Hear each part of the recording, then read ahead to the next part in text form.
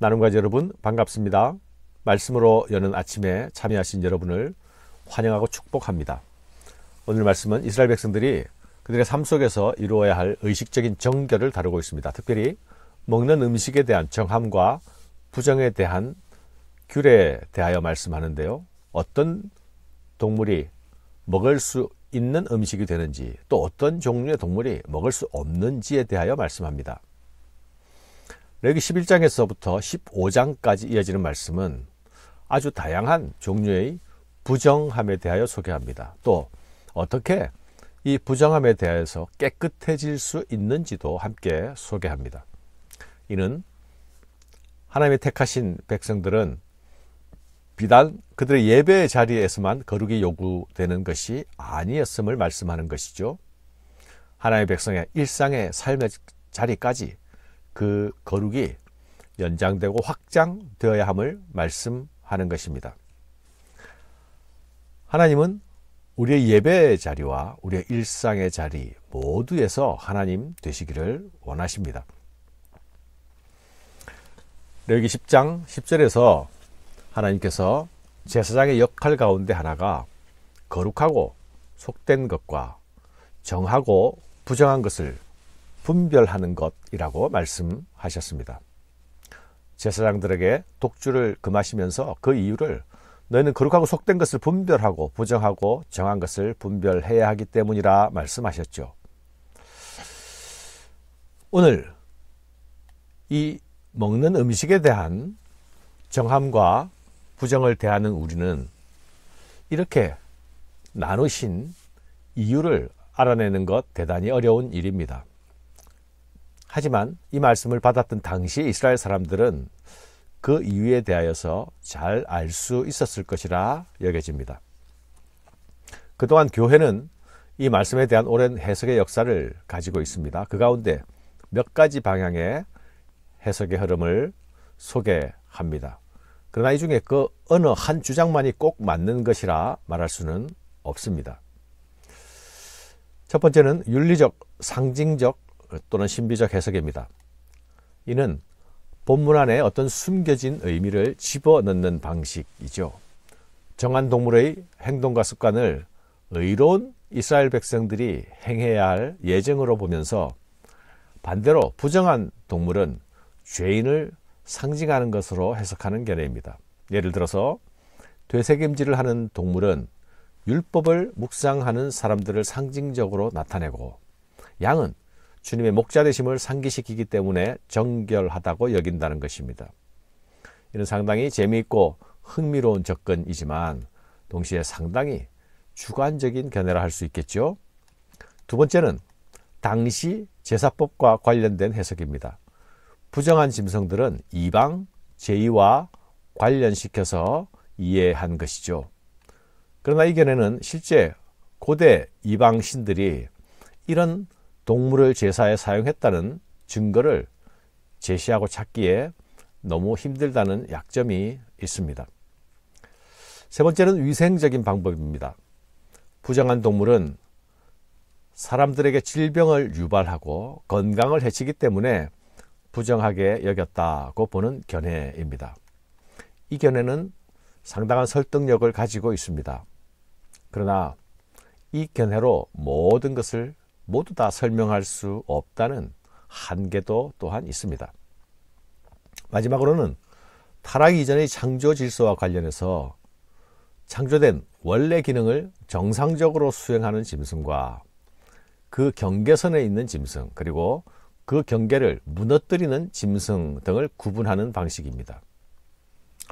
이 견해들은 모두 부분적으로 설명을 제시하고 있고, 정한 동물과 부정한 동물의 구분에 대한 근거를 조직적으로 설명하지 못하고 있는 것이 사실입니다. 그러나 여러분, 정함과 부정의 기준을 나눔에 있어서 인간 세계가 이스라엘 백성, 제사장, 그리고 이방인 이 세 구분으로 나누어지는 것처럼 동물의 세계에서도 먹을 수 있는 것과 제물로 드릴 수 있는 것, 그리고 먹을 수 없는 것, 이 3구분이 되었습니다. 곧 정한 것, 속된 것, 그리고 부정한 것에 대한 구분이죠. 이런 구분에 있어서 거룩함과 정결함은 온전함과 정상을 가리킵니다. 흠이 있거나 혼합이 있는 것은 부정함으로 분류됩니다. 육류에 해당하는 땅의 짐승의 경우는 굽이 있고 새김질을 하는 동물이 표준입니다. 어류인 물고기의 경우는 지느러미와 비늘이 있는 것이 또한 표준입니다. 새의 경우는 두 날개와 두 다리가 있는 것이 표준입니다.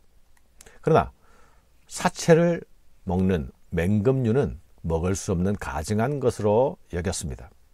곤충류 중에서는 기어다니는 것이 금지되었고 날거나 땅에서 뛸 수 있는 곤충만 먹는 것이 허락되었습니다.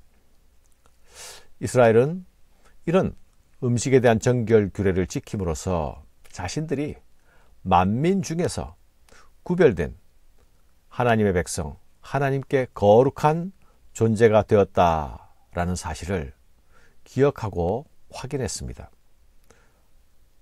식탁의 자리, 먹는 자리에서 거룩을 확인한 것이죠.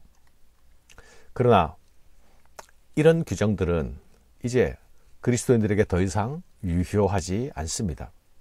이 규정들은 이스라엘을 하나님이 택하신 구별된 백성으로 사용하여서 하나님의 구원을 설명하던 시대까지만 효력이 있었습니다. 그러나 이제 그리스도께서 오셔서 하나님의 구원의 복음을 밝혀주시고 유대인과 이방인의 경계를 허무셨습니다.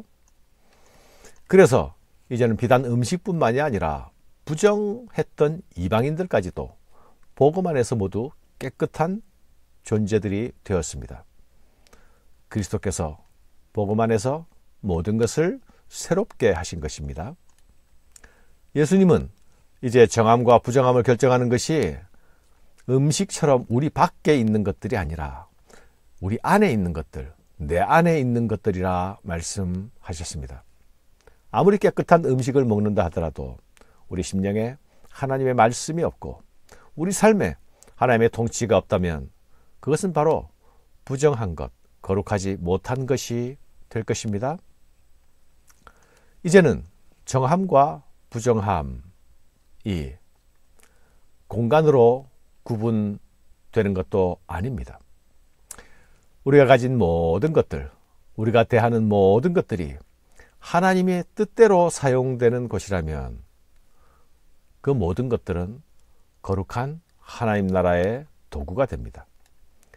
우리가 가진 돈도, 우리가 가진 집도, 우리가 가진 학문도, 우리가 누리는 문명의 이 길들도 마찬가지입니다.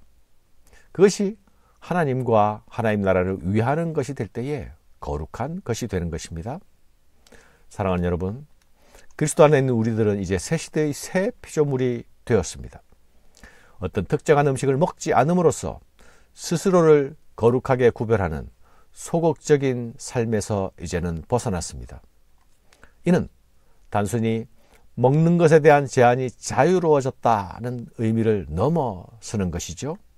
이제는 그리스도 안에 있는 나에게 내가 무엇을 먹고 마시든지 오직 하나님의 영광을 위하여 하라는 적극적인 명령이 우리에게 주어졌습니다. 그리스도인의 삶은 먹고 마시는 일상의 자리에까지조차 더욱 적극적으로 거룩이 확장되어야 함을 요구하시는 것입니다. 그 영역에서까지 하나님의 영광이 추구되어야 한다 말씀하시는 것입니다. 우리의 삶의 자리 어느 곳이라도 먹는 음식의 자리까지도 그분의 영광이 미치지 못하는 곳이 없도록 하라 말씀하시는 것이죠. 이것이 하나님의 영광의 임재로 초대된 거룩한 백성들이 추구해야 할 모습이요 자세임을 기억하는 복된 아침 되시기를 바랍니다. 감사합니다.